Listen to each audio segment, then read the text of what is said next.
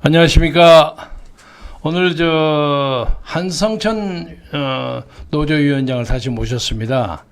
지금 이 부정선거 문제가 뭐 여의도뿐만 아니라 전국을 휩쓸고 있는데 여러 가지 문제점이 많이 있는데, 오늘은 부정선거 문제가 이렇게 그냥 전국에 파급이 되도록 일종의 국민적 열병처럼 이렇게 만든 가장 중요한 핵심이라고 할까요? 그 키가 대법원이 이 부정선거가 아니라고 판결한 데서 이 문제가 번져졌습니다. 그래서 오늘은 핵심이 대법원이 왜 그따위 판결을 했느냐, 그리고 누가 시비를 걸면 대법원 판례있지 않소 이런단 말이야. 그 문제를 자초지종을 한성천 위원장에게 듣기로 하겠습니다. 오랜만에 나오셔서 감사합니다. 안녕하십니까. 예. 먼저 시작하십시오. 예. 오늘 이 대법원이 부정선거를 은폐했다는 이것은 제 16대 대통령 선거무효소송 판결문 사건 번호 2003 수 26 사건입니다. 지금 그 판례를 볼 수 있는 분은 보시면서 방송을 들으면 아주 정확하게 알 수가 있습니다. 그 판결문에는 사실은 부정선거를 공병선거라고 판결을 해버리니까 그다음 그 판결이 선거소송의 판례로서 양형 규정이 되었습니다. 그러니까 자동으로 그 1심 법원, 2심 법원, 대법원에서 부정선거가 연쇄적으로 부정선거를 하지 못하고 전부 다 공명선거라는 허위 판결이 일어나게 되었습니다. 그래서 부정선거는 20년 동안 지금 연결되어 왔습니다. 그때 그 대법원 재판관이 누구였습니까? 재판관이 고연철 재판관이었습니다. 고연철. 그런데 고연철 대법관은 왜 그런 판결을 내렸을까? 그때가 누구 대통령 시절입니까? 그때는 문재인 시절인가요? 노무현 대통령 시절입니다. 노무현 때. 예.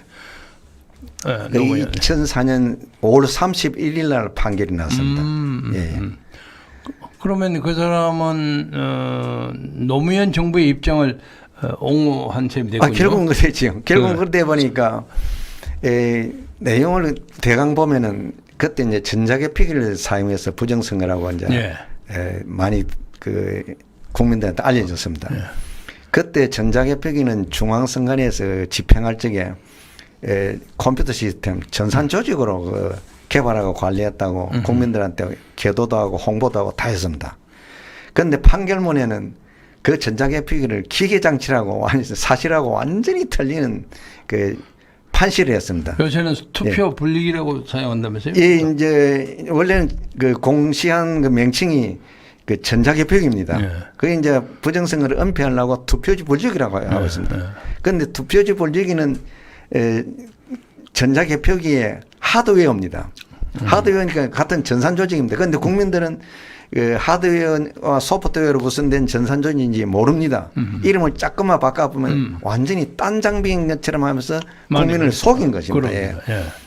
속였고 그 은폐한 보면 전자개표기를 기계장치라고 판시를 하고 그다음에 그 당시에 투표지 묶음을 100묶음 안 했습니다. 그 개표관리 요령이라는 매뉴얼이 있었습니다. 매뉴얼에 100묶음 하지 말아 했습니다. 하지 말아 했는데 지금 100묶음 했다고 판시를 하고 그다음에 인터넷을 사용한 전자개표기를 돌렸습니다. 그리고 조혜주가 나와서 그때 선거과정이었습니다. 나와서 그 상임위원 했던 사람이 조혜주가 그때 선거과정으로서 나와서 실무 책임자군요. 실무 책임자입니다. 나와서 초고속 인터넷 망으로 이거 개표가 진행된다 이렇게 하면서 그때 전자개표기임을 이미 밝혔습니다. 밝혔는데 이 전자개표기가 아니다. 전산 조직이 아니다고 판시를 했고, 그 다음 100메모금 안 했다. 그 다음에 인터넷 사용 안 했다. 인터넷 사용 안 하면 전자개표기를 사용할 수 없고, 방송도 할 수 없습니다. 이제 그것도. 거짓말이군요. 다 허위사실이었습니다. 그 대법원 재판부에서 그 증거가 있을 때만 인용을 하거든요. 인용을 하고 판시를 하는데 증거도 없는 내용을 허위사실을 판시를 해버렸어요. 그러니까 그 판결문이 근본적으로 다 무효입니다. 그러니까 무슨 사건 나면 대법원 판례봐라 이러는 거죠. 지금 그런 거예요. 그러면서 저희들이 이제 선거소송, 선거사범들이 있으면은 저희들이 그 자료를 많이 줍니다. 그 재판부에다가 이 판결이 잘못됐다. 이건 경정해야 된다. 이런 증거가 나왔지 않느냐. 그러함에도 불구하고 그 증거를 준 것을 뭡니까? 보지도 않고 버려버리고 계속 그 사기 판례, 허위 판례를 계속 인용하고 있습니다. 그러니까 자동적으로 뭡니까? 부정선거 투쟁하는 사람들을 전과자로 지금 만들고 있어요. 예. 이 대법원이 뭐 심리 불속행위라는 거 있잖아요. 예. 그러니까 뭐 다른 민사 뭐 이런 것도 그냥 1년에 하여간 10,000건이 들어온다면 그중에 80%를 버려요. 보지도 않고. 맞습니다. 예. 예? 그러니까 뭐 10만 건이면 한 8만 건은 버리는 거예요. 예. 그래서 이 대법원에 참 민심의 참 민원의 참 원성의 대상이 되어 있는데 그러니까 고연철 대법관이 그랬단 말이죠. 고연철 대법관이 그때 재판장이었고요. 예. 그다음 그 대법원 원장은 누구였어요? 그때? 대법원장은 그때 최종영 대법원장이었을 겁니다. 예. 최종영 대법원장이었고 그 변호사는 중앙선관위 피고 변호사는 이영훈 전 대법원장, 대법원장이 그 저걸 했습니다. 이용호 예. 아닌가요? 이용훈. 이용훈. 예, 압니다. 이제 대학 동문입니다. 예, 그분이 그 사람은 물러나서 변호사를 예, 했단 변호사를 하면서 그 준비 서면을 내는데 보니까 그 준비 서면은 허위 준비 서면이었어요. 지금 보니까 우리 선관위 내부 자료하고 비교를 해보면은 그 허위 준비 서면을 고연철 그 재판장 그 재판부가 전부 다 인정한 거군요. 인용해 받아들인 거예요. 범법행위를 한 거죠. 하고 그다음 그 출심은 장재식 대법관이었습니다. 예. 제가 여기서 하나 일반 사람처럼 하나 묻고 싶은 것은 이 해킹하는 거 사람들이 굉장히 어려운 걸로 생각을 한단 말이에요. 뭐 북한이 했다, 뭐 중국이 했다. 심지어 그게 아니고 한국 내부에서도 하는 거 아닙니까? 할 수 있습니다. 그런데 내부에서 어떻게 하면 해킹할 수 있는가를 쉽게 한번 설명해 주세요. 예, 그 제가 말씀드릴게요. 저도 처음에는 전산학과 출신이고 인문계 출신이 어려웠습니다. 나중에 알고 보니까 컴퓨터에는 전다 IP가 있습니다. 컴퓨터 주소가 있습니다. IP 있죠. 예. 그 주소를 그 선관위 직원들이 관리하고 있습니다. 그 주소를 그 후보자들한테 넘겨주면은 그야말로 선거 조작이 너무너무 쉽습니다. 아, 그렇습니까? 그러면 그 IP는 선관위위원회 거의 대부분이 알고 있습니까? 그 관리하는 직원은 다 알고 있습니다. 직원이 직원이 대충 몇 명쯤 됩니까? 선관위 직원이 지금 현재는 3,000명인 걸로 알고 있습니다. 그 중에서 IP를 관리할 수 있는 사람? 관리하고 있는 사람들은 한 100명? 100명 넘습니다. 그 선거관리위원회 수 곱하기 한 2로 봐야 됩니다. 270명에서 한 540여 명 되겠네요. 와, 그러면 저 유출될 가능성이 아주 많군요. 아주 위험합니다. 그래서 전자개표기를 사용하면 절대 안 됩니다. 그 해커 조작을 막을 수 없고, 그다음 해커는요. 그 IP 주소를 안 가르쳐도 해커들은 들어와 가지고 IP를 읽고 들어옵니다. 어떻게 들어옵니까? 그거는 제가 기술을 이제 물어보니까 해커들이 과연 침입하는데 막을 수 있냐 하기에는 전산학과 전문 교수들이나 전산학과 출신의 엔지니어들이 절대 그건 못 막습니다. 미국 국방성도 열리고 영국 재무부도 열리고 다 하는데 그거는 막을 수 없습니다. 어디서 들어오는지는 모른다. 북한에서는 뭐 그거 하는 사람이 한 3,000명, 5,000명이 있다는 거죠. 전문 집단이 있는 모양이더라고요. 그럼 이번에 최근에 우리 행안부에 무슨 행정 절차 컴퓨터가 다운됐죠? 근데 아직 이유를 잘 모르더라고요. 그것도 해커가 들어왔을 가능성도 있다고 보는 겁니까? 전대 해커가 들어올 가능성이 있다 보죠. 또 북한에서 오는 게 아니고 딴 나라에서도 들어올 경우가 있어요. 이제 그런데 이번 선거 관련해 가지고는 저희들이 이래 보니까 처음에는 우리 국내 문제인 줄 알았습니다. 나중에 보니까 이 국내 문제가 아니고 인터넷 선으로 들어와 가지고 해커를 하고 이래 해 가지고 검찰에다가 수사 의뢰를 하고 했는데 검찰이 한 20년 동안 사실은 지금까지 수사를 거부하고 있고요. 그다음 수사를 거부하고 있다. 수사를 우리가 고발하고 있다. 수사를 안. 왜 그럴까요? 제가 볼 적에는 검찰 내에 아주 국민의 검찰이 아닌 세력이 있는 것 같아요. 세력이 있는 것 같고, 그다음 국정원이 이번에 다행히 10월 10일 날 투표 개표 시스템에 대한 뭡니까 보안 문제 네. 이거를 전 국민들한테 이제 공표를 했습니다. 그건 놀랄만한 일이죠. 굉장히 놀랄만한 사건이고요. 네. 그 국정원만 한 게 아니고 나중에 보니까 또 국가기관에 또 있어요. 저 대한 한국 인터넷진흥원, 그다음에 그 보안연구원, 보안연구소인가 연구원에서 그 다 국가기관이더라고요. 그것서 밝혀냈고 선관위하고 이제 정당 책임자들이 또 관여해가 이제 입회를 하고 했는데. 그런데 그 예. 발표를 가지고 좀 묻고 싶은 것은 예. 이것이 해킹될 가능성이 있다. 그렇게 발표를 했죠. 그것은 다시 말하면 해킹을 당했다는 흔적이 있기 때문에 그런 거죠. 예, 있습니다. 이거 이제 그 해킹 증거를 남기려면요. 반드시 선거 무효 소송을 제기해야 됩니다. 선거 무효 소송을 제기하고 신청을 해야 됩니다. 투표지 검증을 하자. 이제 투표지 검증을 하게 되면 해킹 조작이 이제 검증이 됩니다. 그 유일하게 그 2002년 12월 19일 제16대 대통령 선거는 한단에 대해서 선거 무효 소송을 제기해가지고 투표지 검증을 했습니다. 그때 해커의 증거인 홈표와 무효표가 엄청나게 나왔습니다. 근데 노무현 때. 예. 노무현 당선 때. 예. 엄청나게 나왔습니다. 그런데 사실은 무효인데, 그게 어떻게 그 은폐가 돼가지고, 그 유효가 돼가지고 노무현 대통령이 건물나게 됐어요. 그리고 그 판결을 그때 바로 했으면은, 모든 부정선거가 이제 일소 해결되면서 우리나라에 다시는 부정선거가 일어나지 않았을 것입니다. 참 기가 막힌 일은 당시에 저는 노무현 캠프에 본부장을 했어요. 홍보본부장, 기획본부장을 했는데 그런 사건이 있으리는 건 상상도 안 했죠. 아니 우리 본부장께서 그런 정보를 주질 않지요. 그렇죠. 주면 큰일 나니까요. 그리고 그러나 당선될 가능성이 많지 않다고 솔직하게 생각을 했는데 갑자기 됐단 말이에요. 참 기적처럼 됐는데 제가 이제 뭐 지금까지 어디서 몇 년 전에 그 얘기를 한번 했습니다만은 그 후에 노무현 그 당선자가 어디 가서 뭐 얘기할 때 꼭 이거 뭐 김경재 선배가 해야 할 건데 뭐 어쩌고 이런 식으로 나를 자꾸 이거 예우를 해요.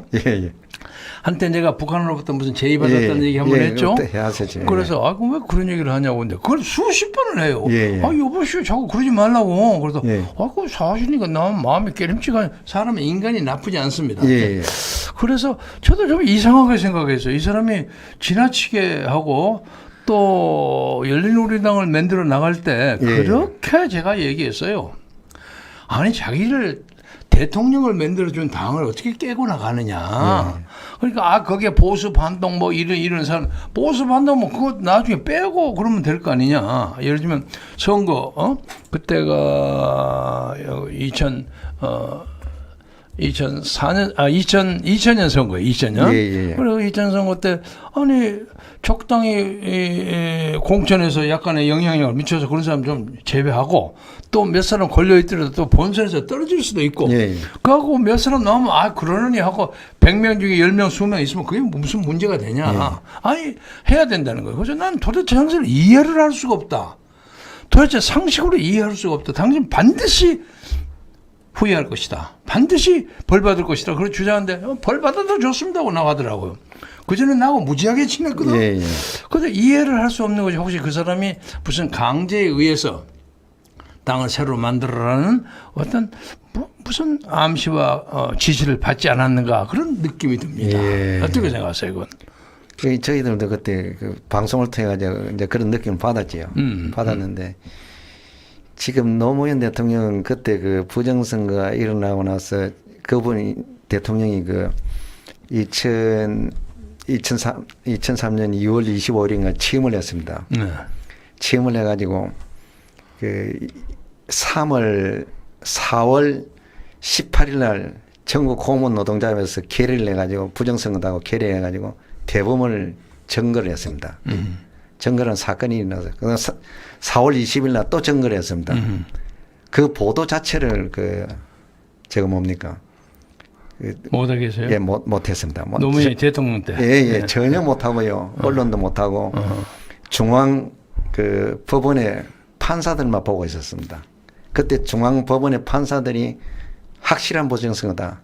공무원 노동자면서 120명, 80명 청구를 해가지고 이틀 동안 업무가 마비되었는데도 이거 보도도 하지 판사들이 않고. 그렇게 했어요? 예, 판사들이 그때 그 저희들한테 그 전해 왔어요. 이건 확실한 부정선거다. 이제 그때 그거 하셨고, 그런 사건이 있고 나서 노무현 대통령은 어떻게 정치를 하겠습니까? 항상 그런 딜레마에 처했으니까 정치를 할 수가 없는 대통령이었고, 그 불행한 인간적으로 볼 적에 자기가 양심선언하고 다시 털고 대통령 선거를 했으면 자기 모든 것이 그 깨끗이 씻어졌을 거예요.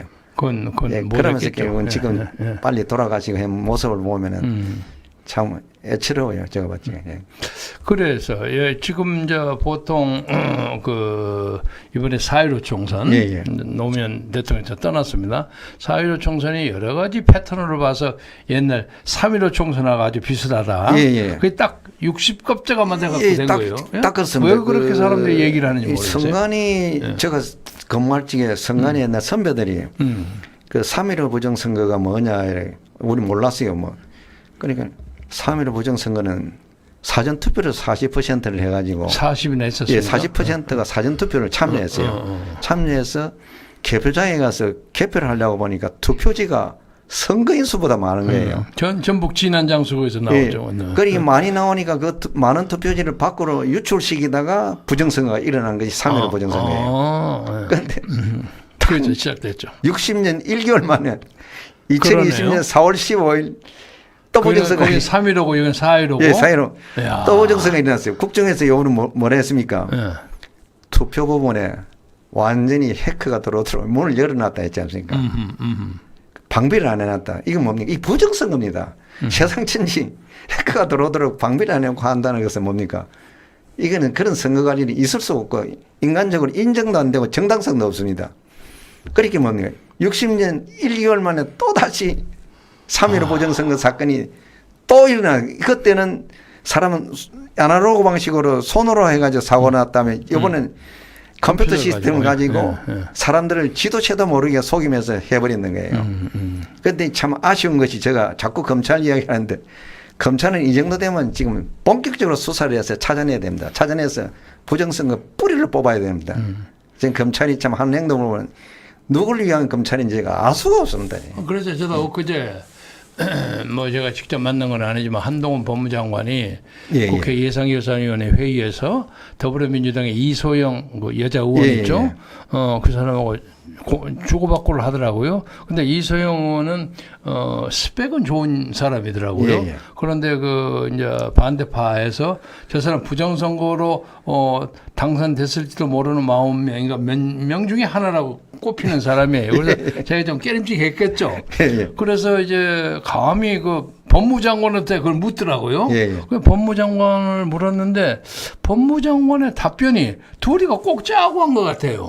그러니까 예를 들면 만약에 거기서 한동훈이가 그 문제에 대해서 이런 문제가 첩보가 있고 해서 지난번 4.15 총선에 대해서 사전투표의 계산 문제 이런 문제 이런 걸 가지고 선거 부정의 문제를 엄밀하게 조사를 하고 그 문제에 대해서 의법 조치를 하도록 노력하겠습니다. 이러면 깜짝 놀랐을 거예요. 근데 그건 제 일이 아닙니다. 제 소관사항이 아닙니다. 이러더라고요. 그래서 가만히 있다. 아니 저 사람이 법무장관인가? 깜짝 놀랐어요. 그런데 제가 그때 느끼는 것은 그건 한동훈 개인의 얘기가 아니라 윤석열 대통령의 입장과 같다고 봐야죠. 그렇죠? 지금 그 한동훈 그 대법원장이 그 법무부 장관이에요. 국정원에서 그런 사건이 터지면은 공표를 하면은 대통령이 가만히 있으면은 자기가 대통령한테 보고를 하고 당연히 지금 검찰총장을 불러다가 이거 안 된다 빨리 수사해라. 수사해서 이 뿌리를 뽑아라. 이제 이렇게 나와야 되는데 한동훈 법무부장이 가만히 있거든요. 자기 일이 아니라고 그러더라고요. 가만히 있으면 이거는 이해할 수 없는 행동을 하고 있는 거예요. 그러니까 국민들은 어떻게 의심하겠습니까? 저 사람이 부정선거를 은폐한 사람이 아니냐. 그렇죠. 저 사람이 문제가 있다. 다 의심하게 되는 거예요. 그러니까 이거는 국정원에서 공표한 이 사실에 대해서 여당이 불리하게 생각하면 불리할 수도 있고 자기들 행동만 잘하면 유의할 수가 있습니다.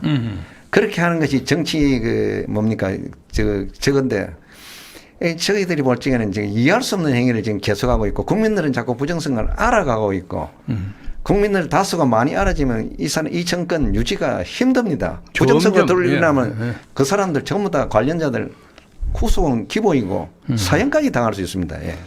그래서 우리는 지난번 선거에 윤석열 후보가 이재명 후보보다 몇 배 나은 사람 아닙니까? 그래서 이제 윤석열 후보를 많은 사람들이 맞대ቅ 찾는 점도 있었지만 다 밀었어요. 다 밀었는데 부정선거 문제에 대해서는 아무 소리를 안 하니까 예. 이게 같은 패거리 아니냐 하는 느낌이 든단 말이에요. 그건 오해를 주고 있는 게. 예. 예? 그리고 또 흔히 이제 우리 한 위원장도 얼마 전에 사석에서도 그런 얘기를 했습니다마는 이 부정선거 조작하고 관계하는 사람들이 옛날 구민주당 사람들이라 그랬잖아요.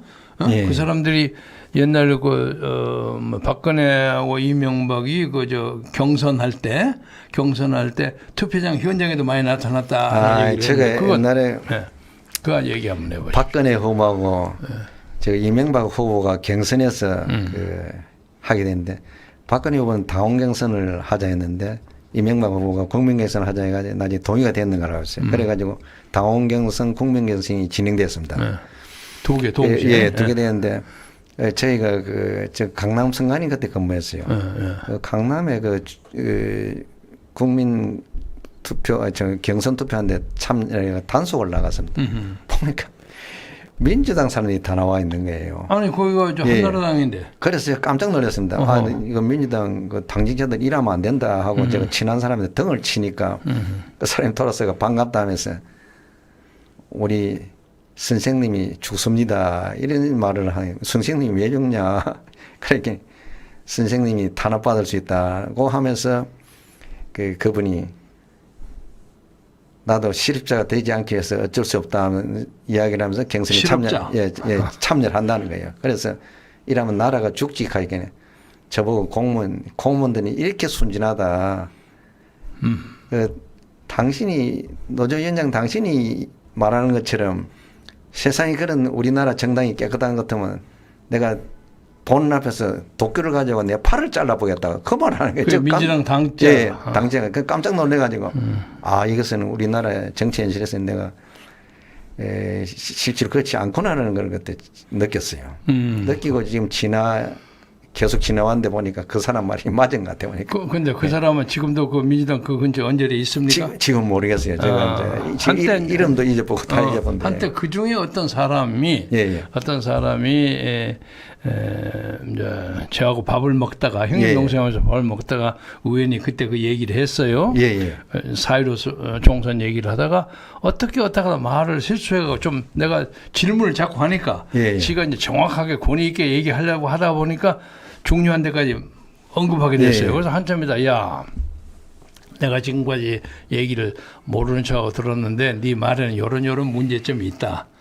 그러니까 확실하게 밝혀라. 형님, 니나 나나 프로인데 너 안 되면 나 네 이름 걸고 이렇게 여기까지 들었다는 얘기 할 작정이니까 어때? 할래 안 할래? 그 대신 니를 철저히 보호하겠다. 그래서 63대 36을 제가 거기서 들었어요. 그래서 처음으로 그걸 발표를 했어요. 4.15 총선 72시간이니까 4월 18일 날 어느 교회에 가서 그걸 발표를 했는데 아무도 안 믿어. 근데 어떻게 63대 36을 딱 맞출 수가 있습니까?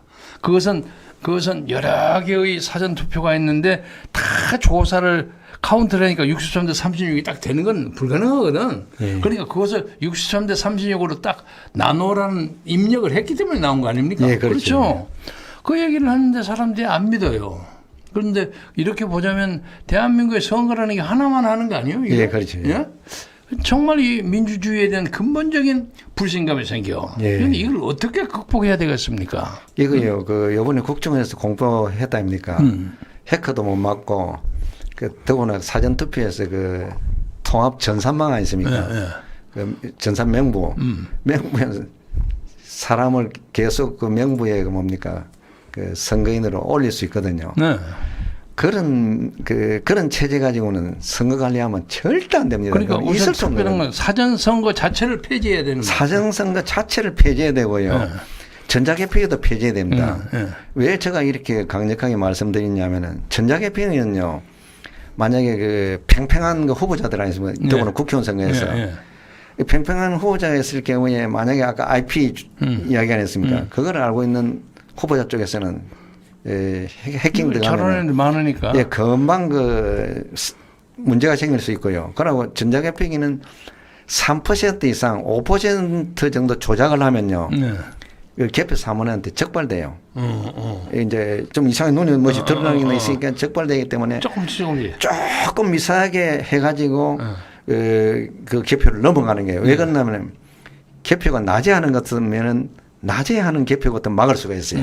정신이 초롱초롱하기 때문에 그 저녁 10시 정도 되가 본격적으로 시작되니까 졸리는 상태에서 하기 때문에 그 사람이 눈에 한계가 있습니다. 그거를 틈에 한 3% 정도는 못 잡을 수도 있습니다. 그런데 그 사전투표는 아까 말씀하신 대로 36대 64 이래 가지고 할 수가 있습니다. 할 수가 있고 사전투표가 굉장히 위험합니다. 더 위험합니다. 더 위험한 게 사전투표입니다. 아이고 이번에 저 강서의 부청장 선거에도 그 조그만 선거구에서 6개가 꽃 같은 것이 어떻게 나면 69대 31. 그것도 그 사실은 그 국민의힘 당에서 바로 그 검찰에 그 선거 모의 소송을 제기하고 고발해야죠. 신청을 하고 검찰에다가 고발해가지고 데이터를 연다 보는 포렌식을 거치면서 사전 투표자들을 실사를 해버리면 금방 끝납니다. 통합 명부를 건드리는지 안 건드리는지 드러나고요. 그런데 왜 국민의힘은 그건 안 했을까요? 알 수가 없어요. 제가 볼 때는 부정선거를 없앤다는 의지가 없는 정당인 것 같아요. 없죠. 그리고 이제 심지어 어떤 사람은 이제 억지 소리일지 모르나 우리가 천하의 대권의 칼을 가졌다. 니들이 까불고 어쩌고도 우리말 안 듣겠냐. 우리한테 협조할 거다. 이런 낙관론이 국민의힘에게 있다는 거예요.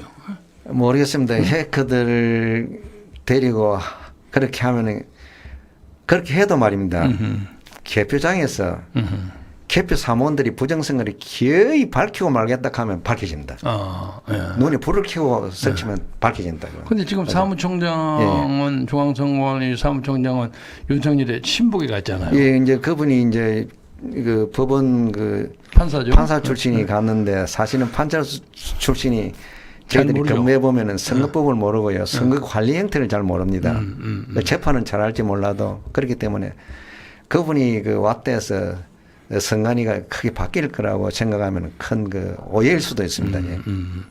그래서 이제 오늘 이제 우선 중간 결론을 한번 맺자면 우선 윤석열 대통령이 정치인으로서 중생하고 잘 지내고 자기 임기를 마치게 하기 위해서는 해야 할 일이 이번에 사전투표를 폐지하자는데 앞장서야 되는 거 아닙니까? 예, 지금 그 국가기관에서 이건 선거 투표 개표 시스템이 상당히 문제가 있다고 문제가 있는 게 보통 문제가 있는 게 아닙니다.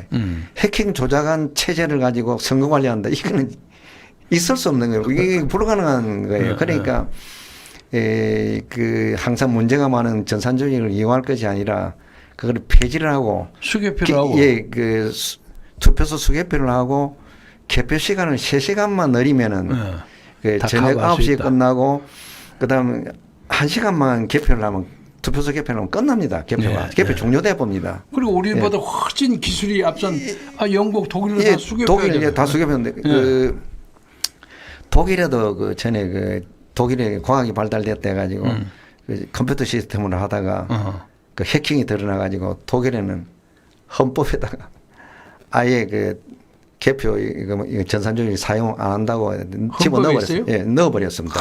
선진국에는 그 선거법이 헌법에 들어가 있습니다. 그게 막아버렸습니다. 오늘 처음 들었네. 예, 막아버리고 그렇게 했습니다. 했는데 그리고 딴 나라는 안 하는데 그러고 그 나라에도 어떻게 하냐면은 컴퓨터 시스템을 계속 개발시키는데 해킹과 그 인터넷 고속도로에 다운되는 거, 그거를 막을 수 있을 때까지 계속 기술 개발을 하고, 그게 다 막아지면은, 선거나 정치에 사용한다고 이렇게 딱 기준을 잡아놨어요. 와. 예, 그 유럽 같은 나라는 다 그렇게 기준을 잡아놓고 네. 지금 과학자들이 끊임없이 연구를 하고 있어요. 그 예산을 투입하면서. 아유, 오늘 예, 처음 들었습니다. 예, 우리나라는 이미 그걸 해야 되는데 아직까지 하지 않고 있습니다. 예. 해킹하고 조작할 수 있는 기계는 딴 데 팔아나 먹고 예, 앉아있고 예. 그러고 앉아있으니까. 그래서 우선 우리는 이 명목상의 민주 질서, 헌정 질서를 완전히 뒤집어 엎어버리는 혁명적 사태가 나기보다는 예. 그래도 조용하게 지혜롭게 이 사태를 마무리하기 위해서는 이 예. 선거, 당면한 선거에서는 지금 더불어민주당이 해야 할 일은 별로 없단 말이에요. 예. 그런데 이제 이게 사전 투표가 이제 법으로 돼 있기 때문에 예. 이것의 개정을 대통령이 요구해야죠. 이제 국정원에서 공표를 했단 말입니다. 네, 네. 그럼 대통령이 자동으로 국회에다가 이미 과거에도 부정선거 있었을 것 같다. 국정조사를 해달라. 네. 그리고 빨리 선거법을 내년 선거를 위해서 네. 개정을 해달라. 네. 국정원에서 하는 그 공표 내용을 보고 해달라.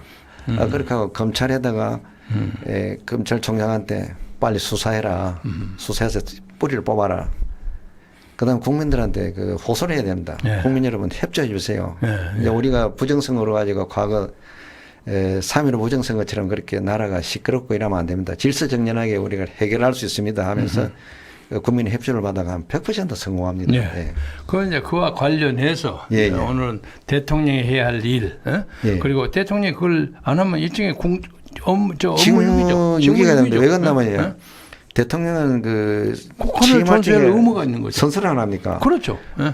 헌법과 법률을 수호한다는 그럼, 선서는 그게 예, 뭐가 예. 그 적극적인 의무예요. 예. 자기가 헌법이나 법률이 무너지면은 자기가 적극적으로 나서가 막아야 당연히 되는 그래야죠. 의무죠. 당연히 그래야죠. 그러니까 사실 부정선거를 보고 이렇게 가만히 있다는 것은 어떻게 보면 지금 직무유기하고 있다고 볼 수 있습니다. 예, 예. 오늘 아침에도 예, 그런 예. 얘기가 많이 나왔는데 윤석열이가 가장 총애하는 총신 예, 한동훈 법무장관이 태블릿 PC 문제를 가지고 박근혜 대통령을 소추해가면서 경제적 공동체라는 간접 뇌물 예. 아닙니까? 그걸 붙여가지고 박근혜 당시 대통령에게 30년을 구형했어요. 예, 예. 1185? 그렇게 벌금을 이렇게 무섭게 그 구형을 한 사람이 그보다 몇십 배 더 큰 범죄에 대해서 모르는 나면 그건 내 일이 아니다. 너는 뭐 많이 비신해서 이건 말이 안 되죠. 우리나라 부정선거는 20년 묵은 부정선거이기 때문에 이거는 3.15 부정선거에 비하면 곱하기 20배가 선거가 수십 번이나 하는데 수십 배로 봐야 될 겁니다. 오늘 그래서 오늘 이 대통령이 해야 할 일에 대해서 우리가 명백하게 얘기해 드렸고 특히 이 문제에 대해서 대한민국의 사법부가 엉망이에요. 지금 그렇게 민경우에 가서 아우성을 쳐도 그런 거 다 인정 안 해버리고 그 당시 그 사법 재판하는데 제가 많이 참여했거든요. 보니까 재판부가 옛날 재판부가 아니에요. 완전 부정선거를 엄폐하는 재판부였습니다. 그 재판부는 직권주의에서 운영하거든요. 그 선거무효소송 재판하는 재판부는요. 이념이 있습니다. 부정선거는 절대 용납하지 않는다. 그 민경호 같은 경우에는 개인이 할 수 있는 정보를 수집하는 건 한계가 있습니다. 그렇죠. 선관위 자료를 달라. 선관위 안 줍니다. 그러면 그 재판부에서 어떻게 합니까? 그때 지시를 하는 명령을 하는 거예요. 그렇죠. 다 가져와. 이렇게 하고 검찰에다가 그래가지고 너가 압수수색해 조사해가지고 우리한테 보고해달라. 이래 할 수도 있고 자기들이 자체 검찰을 또 만들 수 있어요. 만들어 수사 다 할 수 있어요. 그렇죠. 전혀 안 했습니다. 그러니까 그 재판부는 부정선거를 없앤다는 의지가 전혀 없었습니다. 결국은 피고 선관위를 돕는 역할밖에 안 했다는 그런 겁니다. 예. 그래서 대법원 이 나라 재판부의 사법부의 맹성을 촉구하면서 국민의 분노가 폭발하기 전에 이 문제에 대해서 또 새로 대법원장이 들어오시니까 좀 달라지리라고 생각합니다만 또 그것도 윤석열 대통령이 추천한 사람이어서 그 나물에 그 밥 아닌가 하는 걱정도 있습니다만 그건 좀 달라지겠죠. 하다못해 김명수보다 더 나쁠 리 없지 않겠어요? 그래서 그걸 기대해 보면서 또 다음번에는 그 후에 또 진행되는 얘기를 가지고 다시 또 얘기를 우리 한 위원장의 지혜로 말씀을 듣도록 하겠습니다. 고맙습니다. 네, 고맙습니다. 이것으로 오늘 여의도 사랑방 순서를 마치겠습니다.